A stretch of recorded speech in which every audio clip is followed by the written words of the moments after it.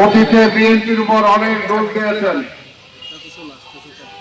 যে বিএনপি নাকি বিএনপি সরকার নাকি ভারতের আভ্যন্তরীণ ব্যাপারে হস্তক্ষেপ করে। আপনারা কেন এখন হস্তক্ষেপ করছেন?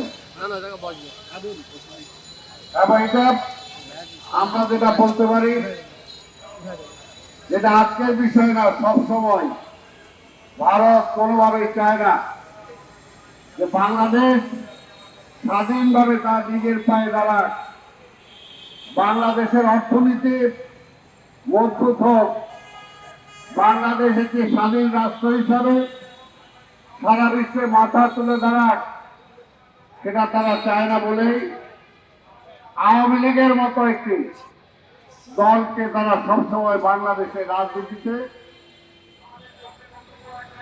ক্ষমতায় রাখতে চায়। কারণ আওয়ামী লীগ এই দেশের জন্য রাজনীতি করে না, আওয়ামী লীগ ভারতের পক্ষে রাজনীতি করে। আর সেটা তো আমরা বলার কথা না। শেখ হাসিনা স্বয়ং এর আগে 96 সালে যখন ক্ষমতায় ছিলেন, তারপরে যখন আবার ক্ষমতা চলে গেল, তখন তিনি নিজেই বলেছেন ভারতকে খুশি করতে পারি নাই বলে আমাকে ক্ষমতা থেকে সরানো হয়েছে। আবার এইবার যখন তিনি ক্ষমতায় ছিলেন, তখন তিনি নিজেই বলেছেন ভারতকে আমি যা দিয়েছি এটা আর কেউ দিতে পারবে না।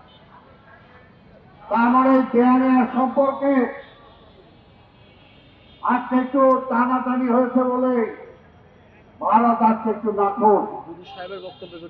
আমরা বলতে চাই বাংলাদেশ একটি স্বাধীন দেশ, স্বাধীনভাবে চলার জন্যই আমরা পাকিস্তানের বিরুদ্ধে যুদ্ধ করে দেশ স্বাধীন করেছি। কারণ দয়ায় কিন্তু দেশ স্বাধীন হয় নাই। আর ভারতের মতো বাংলাদেশের স্বাধীনতা আর ভারতের স্বাধীনতা কিন্তু এক না। পাকিস্তানের স্বাধীনতা, নেপালের স্বাধীনতা আর বাংলাদেশের স্বাধীনতা কিন্তু এক না। আমরা অস্ত্র হাতে তুলে নিয়ে যুদ্ধ করে দেশটাকে স্বাধীন করেছি।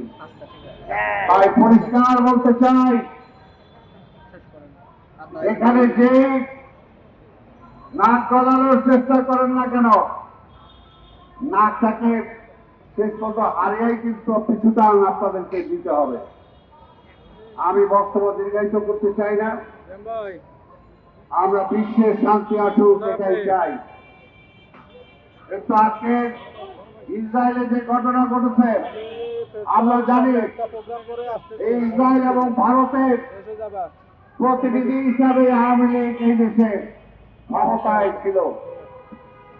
যে কারণে আওয়ামী লীগ ক্ষমতায় থাকাকালীন বাংলাদেশের পাসপোর্ট থেকে ইসরায়েলের সাথে কূটনৈতিক সম্পর্ক নিষিদ্ধ, তার সাথে কোন ভিসা বা যাওয়ার ব্যাপারে নিষিদ্ধ, সেটা থেকে উঠিয়ে দিয়েছিলেন। তাই এটাতে প্রমাণ করে এই দেশের বিভিন্ন বিষয়ে ভারত এবং ইসরায়েল যৌথভাবে বাংলাদেশের অভ্যন্তরে আওয়ামী লীগকে দিয়ে চেষ্টা করেছে অনেক কিছু করার। তাই আজকে বলবো, বাংলাদেশের আন্দোলনকারী সকল দলগুলোকে বলবো, যারা আমরা ফ্যাসিবাদের বিরুদ্ধে লড়াই করেছি, সেই দলগুলোকে বলবো আমাদের ঐক্য যাতে নষ্ট না হয়, পাশাপাশি একটি নির্বাচিত সরকারের ব্যাপারে যাতে আমাদের দ্বিমতটা আছে। কারণ নির্বাচন ছাড়া কোনো বিকল্প নাই। নির্বাচনে আমি বুঝতে পারি না যে তারা কিভাবে বলেন। হাসিনাও বলতো নির্বাচন কেন দেব, ওই তারেক নিয়ে এসে দেশ চালাবে এটার জন্য। এখন এই সরকার দিলেই তো বিএনপি ক্ষমতায় চলে আসবে, এই জন্য দ্রুত নির্বাচন দেওয়া যাবে না। আসলে তারা জনগণের উপরে তাদের কোনো আস্থা নাই, জনগণকে তারা বিশ্বাস করে না। জনগণ, আমি বলতে চাই, বাংলাদেশের জনগণ কখনো ভুল করে নাই। 70-এ ভুল করে নাই, 71-এ ভুল করে নাই, 75-এ ভুল করে নাই, 90-এ ভুল করে নাই, 24-এ ভুল করে নাই। তাই সেই জনগণকে আপনারা অনাস্থা নেওয়ার কোনো কারণ নাই। জনগণের ক্ষমতা জনগণকে ফিরিয়ে দেন, জনগণের ঠিক করবে এই দেশে রাষ্ট্র ক্ষমতায় কারা থাকবে। সেটাতে ভয় পান কেন?